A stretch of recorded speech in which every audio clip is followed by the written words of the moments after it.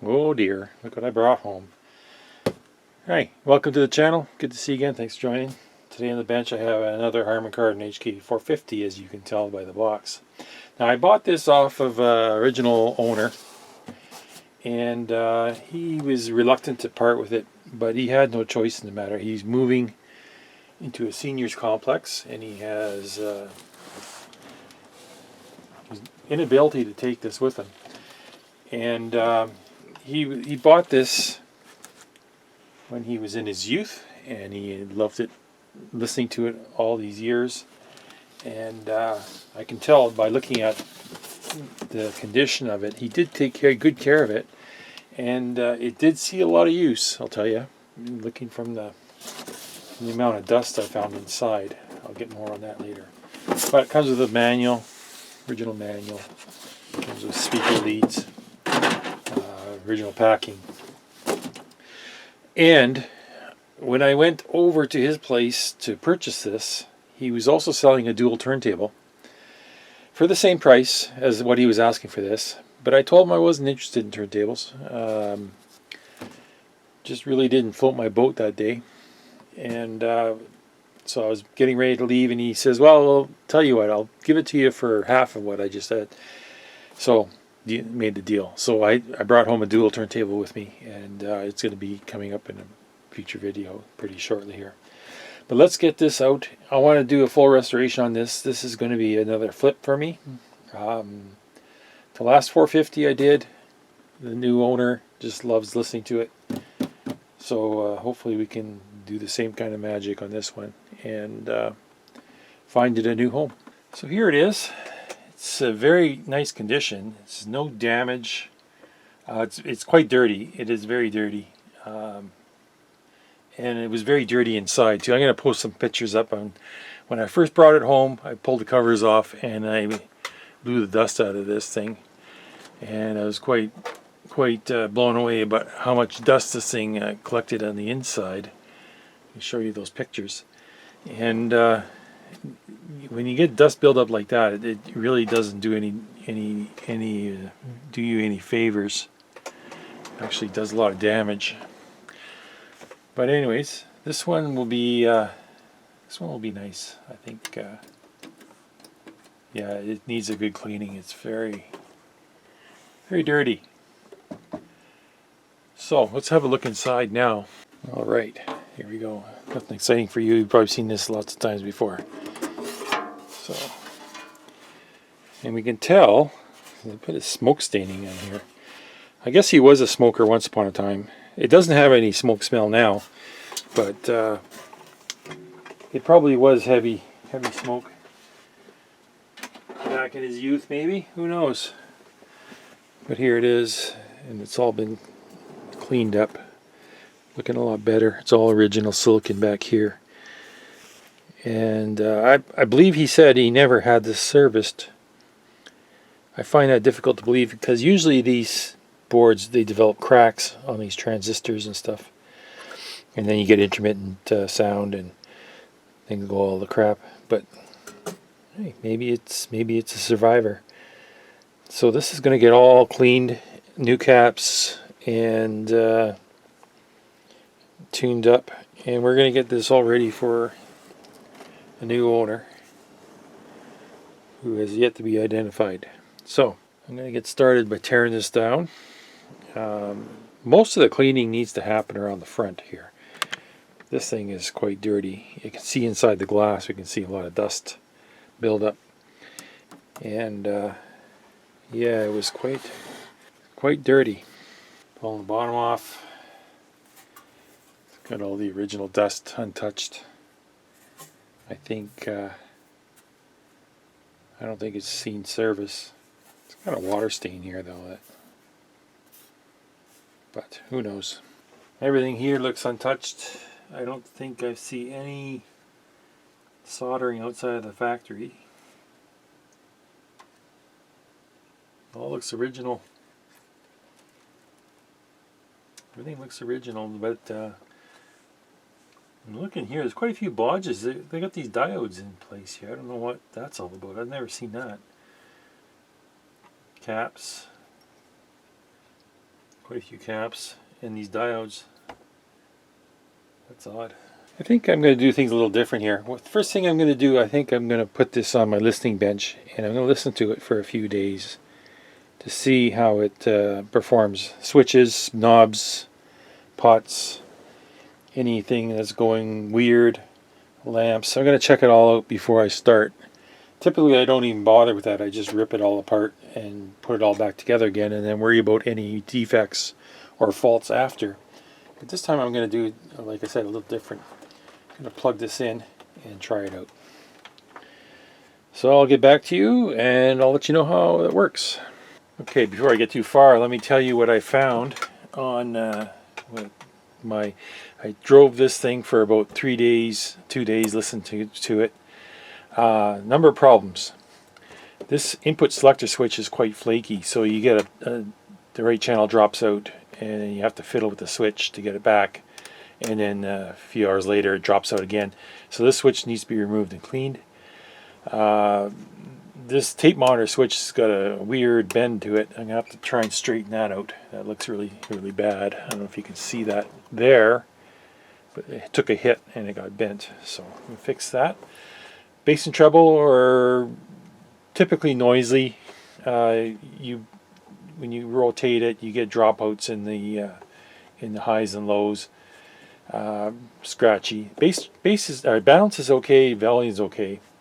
Another problem is the speaker 2 switch is stuck in and it won't unlatch, and something's broken inside that switch. So we have to replace that switch. All the other switches seem fine. I didn't have any issues with any of the switches, push button switches, but I'm going to give them a clean anyway. And then everything else was great. It sounded okay. It sounded actually pretty good for what it is. I don't think it sounds its best right now, but it does sound good. Yeah, I think a new set of caps in this thing. I'm just starting to open this thing up and look at it.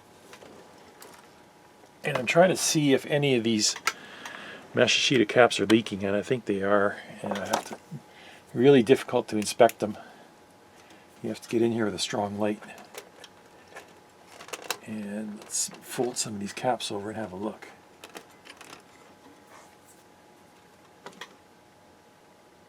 And I'm not really seeing it, but you know, let's have another look here. It's usually on the negative side of the capacitor. I don't see any leaking going on yet, but that doesn't mean I won't find anything at all. So yeah, it's going to be a full recap, and looks like I got some old style those box type transistors. Which one's this one? This is a 2SA844. I think that's on my list. So some of these transistors will probably end up getting replaced, even though they test fine. Not a big fan of blanket retransistoring everything I come across, but so a lot of cleaning. Yeah, a lot of cleaning here is needed. So I'll get started on this, and then like usual, I'll bring you back when I have something to talk about. Well, here's the tape monitor switch, and the dangle's not right. That shouldn't be like that. It must have took a hit. Plus it's a little bit this way too, so straightening these are tricky. If you only get one shot at it, if you snap this off, then you're gonna you won't find a switch like this. These toggle switches are really difficult, if impossible to find. These are ALP switches, but still. Yeah, I'd like to find a good source for these. This one, thankfully, is actually working pretty good. Let me see here. I was just checking switches. Switches in this thing aren't that bad, actually. I'm going to test some of these. And what do we got here? Oh, it's in the 300 milliohms. That's not the greatest. Yeah, I'm going to have to disassemble and clean this switch. This one's high. But we need to straighten this first. And yeah, like I say, you only get one shot to do this. If you snap it off, you're done. So what I like to do is clamp the body of the lever in a vise or something to hold it steady. So let's do this here. And I want to make sure it's secured, and then I'm going to go hard on this. I'm going to get the big pliers out, and I'm going to try and do this on the camera. Try and do this over the camera.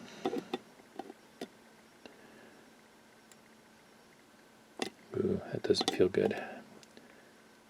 Feels like it might snap, but I think we're almost there. Yeah, just very, very. Let me see this. How does that look? Looks better. It's not quite there yet.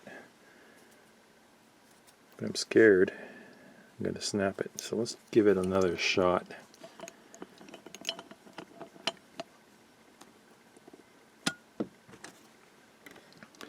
Got a little ways to go.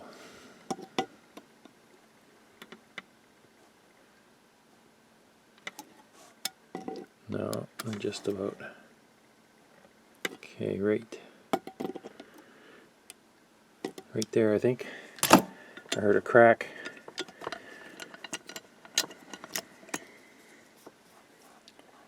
That's better. Now we need to straighten it up this way. We can do it with the vise. Just crush it down. Actually do it right here in the center.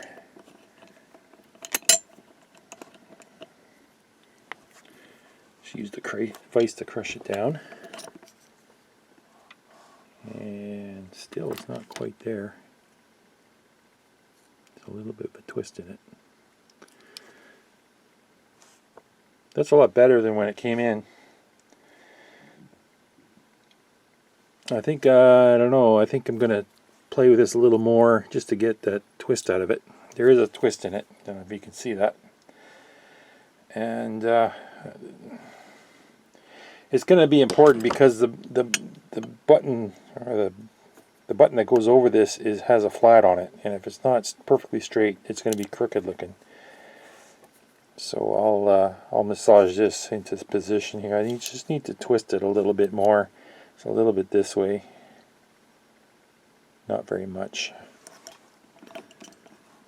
Just wondering if I can do it this way.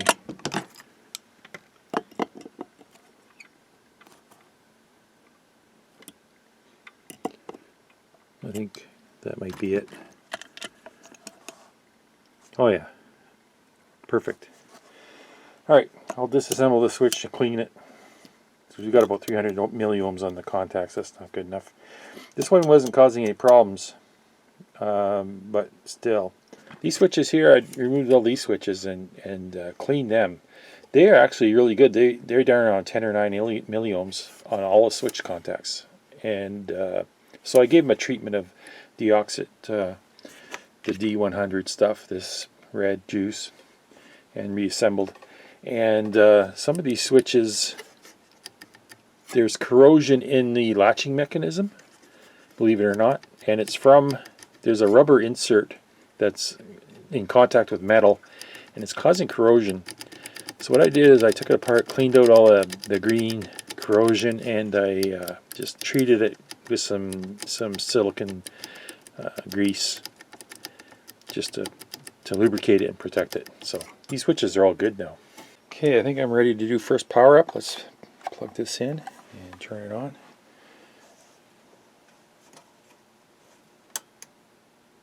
And up to 47 watts, back down to 12, and then up again to about 20, and climbing a bit. So everything looks good. So I'll set bias. There is zero offset on this, so I'll set, so here's 0 DC offset, and I'll set bias, and then I'll bring you back in. Okay, just getting the initial adjustments down. Here's the left channel DC offset. I'm just going to set this. Yeah, okay. Now I did treat these potentiometers. You can't even see it, it's in the way. Just going to treat this and give it a wiggle, just in case there's dirt on the track. Okay, so let's set this for 0.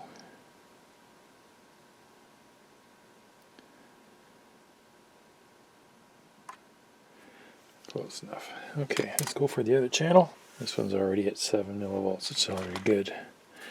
But we're going to do the wiggle to treat the, because I did treat the track on this.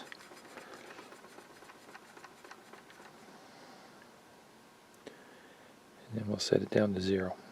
There. It's been on for about 5 minutes and we're sitting at around 24 watts. So now I'm okay to do a bias adjustment. And what I do, I won't show it here today, but what I do is these two resistors and these two resistors are your test points. So on the outside of this resistor, we want 33 millivolts across both of them. So I'll connect my voltmeter, and then the adjustment trimmer for that is this one and this one. So I've set bias on both channels to about 30 millivolts, and I'm just going to leave it idle, and this will creep up with time as it warms up a little bit. And see, there it goes. And as this warms up, I can already feel it's warm. But as it warms up and stabilizes, I'll adjust this to hit closer to 33. I actually might set it a little lower, probably about 30, because typically when I put this on the listening bench and I listen to it for a few days or weeks, this tends to climb up over time, especially when you got the lid on it and everything. It wants to climb up. So yeah, like I'll set it a little low, and then over time it creeps up on its own. If not, that's fine. I can just leave it. But if there's any drift in the bias, I can adjust it. Next, I'm going to go through do a tuner alignment. We don't have a light bar in yet. See, light bar is missing. So everything here is complete except for a light bar. I'm still waiting on those LEDs. So I'm going to go do a tuner alignment. Reason being, when I first tested this receiver, I tried the FM, and I only got stereo on maybe 2 stations out of, the 10 or 15 that I can scan through. So the tuner's not optimum. And plus I had the dial pointer removed from the string, and I reset the pointer on the string to 0, but I still have to adjust the dial accuracy, because the dial accuracy will definitely be out right now, and I need to go through and do an adjustment on that as well. So AM FM tuner alignment I'm going to do right now. I'll do it off camera, and then I'll bring you back in. We can do power tests. Okay, just went through AM FM alignment, and that was really telling. The AM was pretty much bang on. Actually, the AM was perfectly aligned with the dial scale. I don't know how I managed to fluke that one. The FM, not so much. It was half a megahertz out. And I couldn't pick up stereo on any of the weak stations. Only on the very strongest station would I get stereo. And they're all coming in pretty weak. A lot of these stations in this area here weren't even being picked up. But now after the alignment, they're all coming in. They're all coming in strong. This is an incredible tuner. First of all, let's just check. See how effortlessly the dial just spins and it wants to go. So let's try from the low end of the band. Hopefully we don't have too much noise here.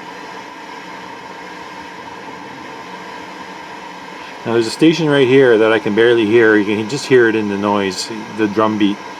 But that one I typically don't pick up any time at all unless I have a really good antenna. So let's keep going.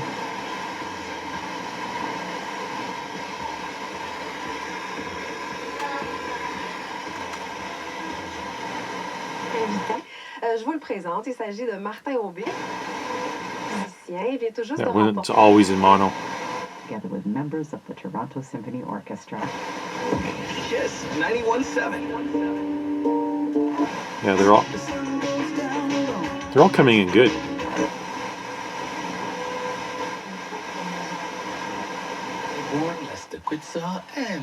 Even the really weak ones here, like Slim, they call themselves Tricontinental.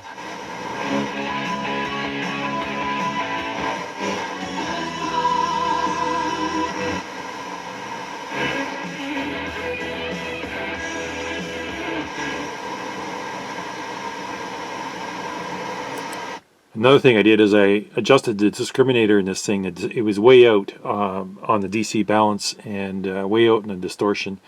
got the distortion down to 0.13% overall on the FM, which is pretty good.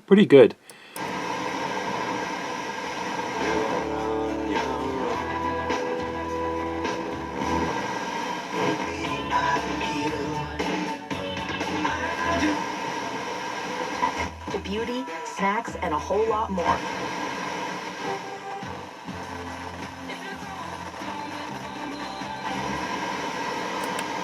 Now, I don't have an antenna hooked up. All I got is my signal cable from the signal generator connected to the input, and it's just picking up random signals off that. If you put an antenna on this thing, it would really rock. So the contact number A lot of the weaker ones would come right in.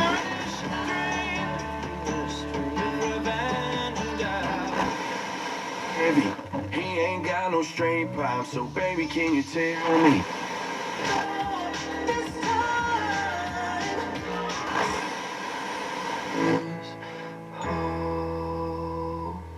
And then the strongest one's coming up here.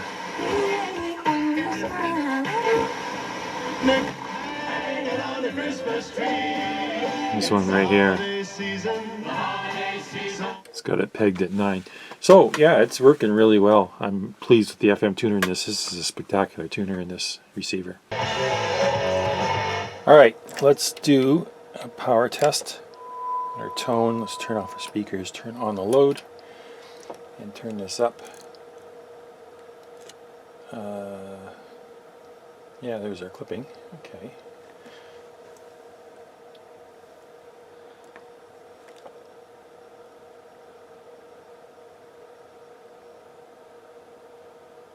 Alright, so let's set it for maximum with no clipping on the top trace, left channel.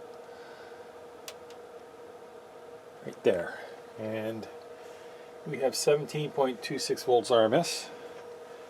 Let's start our timer. Get that going.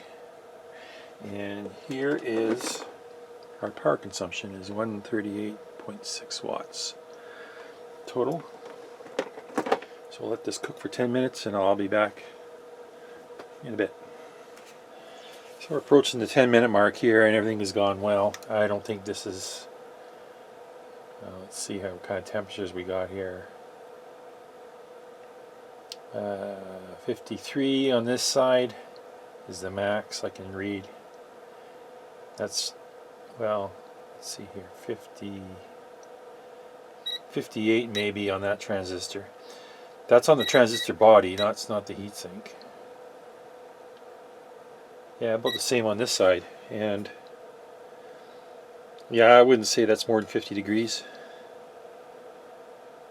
Well, maybe a little higher. I can only hang on to it for 5 seconds or so.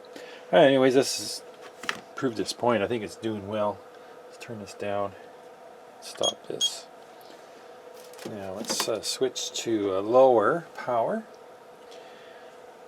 Let's go treble or bass cut, bass boost.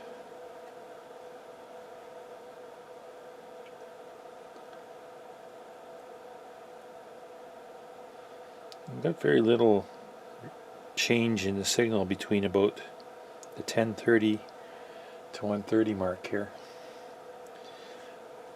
And now the treble cut, treble boost,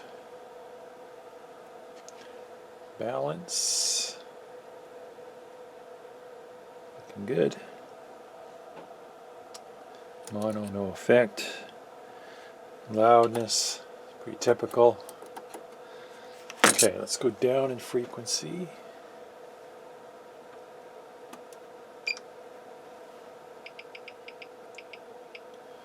It's 100 hertz. That left channel looks a lot different, eh? Let's go down some more.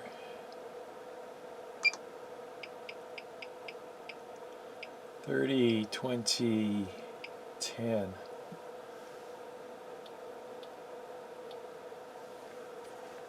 It's not bad for 10 hertz.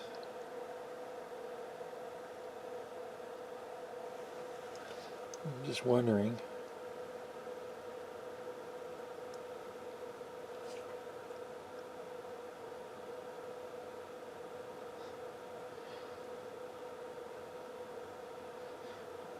That's doing all right. Let's go on the high end.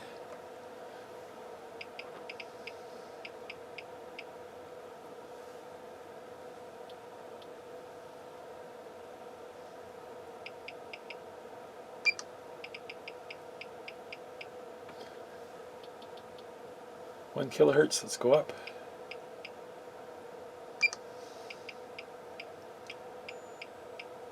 Ten kilohertz. 15, 20. It's not doing a bit too bad for a little lamp. See where it lose it right around here. That's 56 kilohertz. It's pretty good. All right, so here's a look at the parts I pulled out. We have 6 transistors. These were all in the tone amplifier. I wanted to replace these because they're difficult to reach, and when I had the whole front end of this thing torn apart, they were easy to access. Otherwise, they'd be impossible to access if it was all put together. So I elected to just replace these. These are 2SC 1344s and 2SA 844s, I believe. There's 6 of them here. Yeah, these ones are on the naughty list. Even though they do test fine and they do sound good, you just don't know. They could last forever or they could go bad next month. So that's, yeah. I just, as a precaution, they were changed. I replaced all these tantalums. They all tested fine. These are all Master Sheet caps. Surprisingly, they did not leak. Not one of them. And that's odd, really odd. Usually all of these have been leaking. They got corrosion on the legs, and they test down. But there are some of these that do test down. Some of these 10 microfarad caps. A lot of these came out of the tuner. Where is it? There's a 10 microfarad cap here somewhere that I tested. It was down around 4 microfarad and a really high ESR. So they are drying out.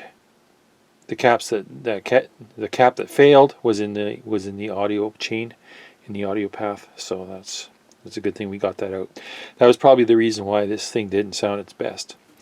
TK caps, blue TK caps. These aren't the green ones. These are the blue ones. Here, go over here. These ones are actually hold up better than the green TK caps, even though they are still showing weaknesses. The gray Elnas and dark purple Elnas are all fine. They could still be, you still run with those, but they all got replaced regardless. So that's all the parts. And I almost forgot, I replaced these 4 caps. 2 of them tested just fine. 2 of them tested quite weak. I don't know. They'd probably be best just to replace them all. That's what they were, but they're gone now. All right, so finally got my warm white LED bulbs in. These are what they look like. Not the highest quality, but if they work, they work. Problem with these is they have, you don't know the quality of the LEDs they used. It could be the complete budget ones, and they could start strobing and flashing after a few hours, or a few weeks, or a few years. You don't know. So I got these loaded in the light bar, and I'm just going to connect up a, let's see here, I got 8 volts on this. And I just want to see how it looks. It's not bad, not bad. I'll have to tell. I won't be able to tell until I put this light bar back in the receiver. But I think that's going to be adequate. It's got enough light. If I, let's see here. Yeah, I think it's going to be good. Now, Harman Kardon feeds AC into this, and these are incandescents, right? Typically. And we replace them with LEDs. I'm going to use this spot of the board back here and create a little power supply for supplying this with DC. AC comes in, put a diode here somewhere, and a filter cap to filter it so that we get less strobing, or less strobing of the lamps. So give me a minute and let me figure that one out. First step is I want to measure the voltage being supplied to the lamps. So let's turn this on, and what have we got? 8 volts, 8.1. Okay, that's good. So for 8 volts, let's go 8.1. Let's turn it on first. 8.1. we're going to rectify it and filter it. So we multiply that by 1.414. So we should have 11.5 volts after we're done. So we might have to add a dropping resistor. I'm not sure yet. Alright, here it is in its final form. So this is power comes in on this pad and this pad. That's AC. So this is our negative and this is B. It goes through a 22 ohm dropping resistor and then through a IN 4000 diode, and that's your DC on this side. This is positive, and then on this side I put a filter cap, 100 microfarad at 16 volts.